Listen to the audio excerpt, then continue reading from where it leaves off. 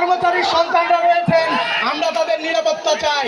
আমি বিশ্ববিদ্যালয় প্রশাসনের কাছে আহ্বান জানাই, আপনারা বিশ্ববিদ্যালয়কে নিরাপত্তা দিন এবং সকল ছাত্র সংগঠনকে আমি চাই তারা তাদের নিজস্ব কার্যক্রম চালাক, কিন্তু ক্যাম্পাসকেও নিরাপদ করা যাবে না।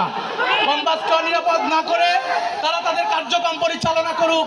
আমরা চাই একটি শান্ত ক্যাম্পাস, আমরা চাই নিরাপদ ক্যাম্পাস, যেই ক্যাম্পাসের মাধ্যমে শিক্ষার সুষ্ঠু পরিবেশ থাকবে এবং যেই ক্যাম্পাসের মাধ্যমে সেই আওয়ামী ফ্যাসিবাদের এবং ছাত্রলীগের রাজনীতির পুনরাবৃত্তি হবে না।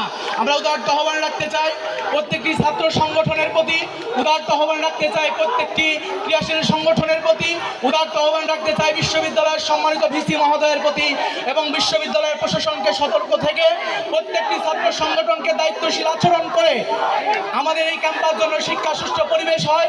সাধারণ শিক্ষার্থীরা এই পরিবেশ কখনোই কামনা করে না, এই পরিবেশকে আমরা সকলেই ভয় পাই, এই পরিবেশ আমরা কখনো চাই না। আমরা চাই না বহিরাগতরা এসে আমাদের ক্যাম্পাসকে অস্থিতিশীল করুক।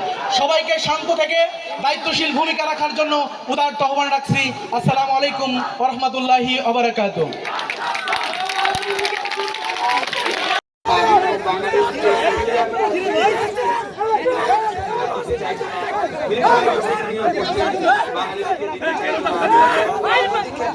দমন করে রাখতো, আমাদেরকে কথা বলবার সুযোগ দিত না, আমাদেরকে প্রতিনিধিত্ব করবার সুযোগ দিত না এবং আমাদের আজকে বন্ধ করে রেখেছিল।